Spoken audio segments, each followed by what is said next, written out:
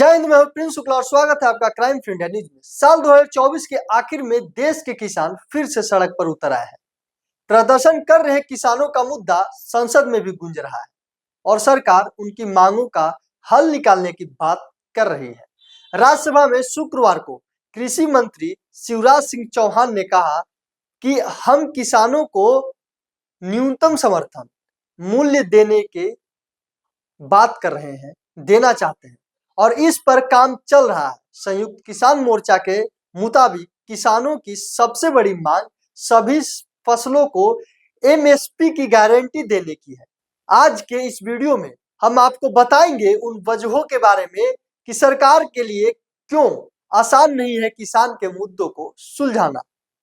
देखिए आप इस खास रिपोर्ट में। साल 2024 के आखिर में देश के किसान फिर से सड़कों पर उतर आए हैं। प्रदर्शन कर रहे किसानों का मुद्दा संसद में भी गूंज रहा है और सरकार उनकी मांगों का हल निकालने की बात कर रही है। राज्यसभा में शुक्रवार को कृषि मंत्री शिवराज सिंह चौहान ने कहा कि हम किसानों को न्यूनतम समर्थन मूल्य देना चाहते हैं और इस पर काम चल रहा है। केंद्रीय मंत्री के बयान से इतर किसानों की मसला सुलझना इतना भी आसान नहीं है।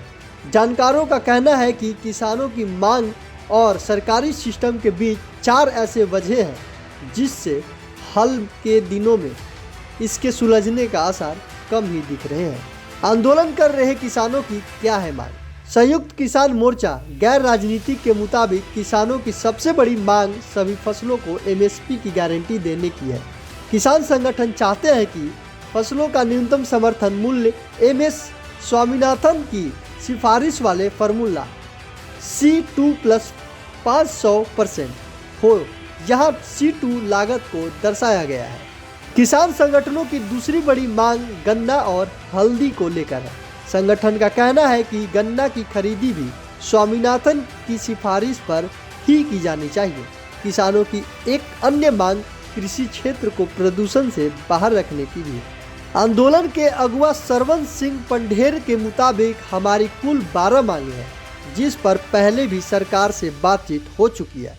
सरकार ने पहले इस पर ठोस एक्शन की बात कही थी लेकिन अब सरकार सुन नहीं रही है। किसानों का मसला सुलझाना क्यों नहीं है आसान? विश्व व्यापार संगठन के मुताबिक किसान सभी फसलों पर एमएसपी की लीगल गारंटी चाहते हैं। अगर केंद्र लीगल गारंटी देती है तो सभी फसलों की खरीदारी न्यूनतम समर्थन मूल्य पर ही उसे करनी होगी। लेकिन इसमें एक पेच विश्व व्यापार संगठन का है। विश्व व्यापार संगठन व्यापार से जुड़े वैश्विक नियमों को तय करने वाला अंतर्राष्ट्रीय संगठन है। भारत विश्व व्यापार संगठन यानी WTO का संस्थापक सदस्य है और उसके शर्तों पर हस्ताक्षर कर चुका है। WTO ने अपनी शर्तों में न्यूनतम समर्थन मूल्य को गारंटी न देने की बात कहा है। विश्व व्यापार संगठन सिर्फ सब्सिडी देने की बात कहता है, यानी सरकार अगर इसे लागू करती है तो उसे पहले WTO की सदस्यता छोड़नी होगी, जो कि आसान नहीं है। यही वजह है कि हाल में दिनों में किसान संगठनों ने WTO के खिलाफ भी मोर्चा खोल रखा है। कृषि राज्य का मसला है। भारतीय संविधान के अनुच्छेद 246 में कृषि का जिक्र है जिसमें कृषि को राज्य का विषय बताया गया है। हालांकि योजना लागू करने और अन्य अधिकार केंद्र के पास भी है। 2020 में संसद के मानसून सत्र में तत्कालीन केंद्रीय मंत्री नरेंद्र सिंह तोमर ने सांसद फूलोदेवी नेताम के एक सवाल के जवाब में भी कृषि को राज्य का मसला बताया था, यानी राज्य ही इस पर बड़ा फैसला ले सकती है। अभी किसान अपनी मांगों को केंद्र से मनवाने पर अड़ी है। किसान संगठनों का कहना है कि केंद्र इस मामले पर बिल लेकर आए और संसद से पास कराए। विपक्ष भी इस मांग को उठा रही है, लेकिन केंद्र अगर ऐसा करती है तो यह संवैधानिक संकट के दायरे में आ जाएगा। अगर इसे कोर्ट में चैलेंज किया जाए तो नए सिरे से बहस छिड़ सकती है, जिससे केंद्र पर ही सवाल उठेगा, क्योंकि अगर इसे राज्य स्वीकार कर लेती है तो भविष्य में पुलिस और अन्य राज्य के मसले में भी केंद्र दखल दे सकती है। लागत कैसे तय हो, यह भी सवाल। एक पेच फसलों की लागत को लेकर भी है। मध्य प्रदेश कांग्रेस के अध्यक्ष जीतू पटवारी ने इसे उठाया है। पटवारी का कहना है कि लागत किसान ही तय करे। तभी बात बन सकती है। किसान संगठनों का कहना है कि स्वामीनाथन के फॉर्मूले को वर्तमान की महंगाई के हिसाब से तय किया जाए। जब यह रिपोर्ट बनाई जा रही थी तब मजदूरों को कम पैसे देने पड़ते थे, लेकिन अब मजदूरी सबसे ज्यादा बोझ हो गया है।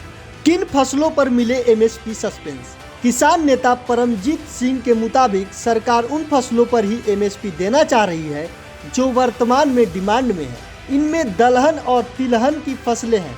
सरकार ने हालिया एमएसपी की लिस्ट में इन फसलों की दामों में बढ़ोतरी भी की है।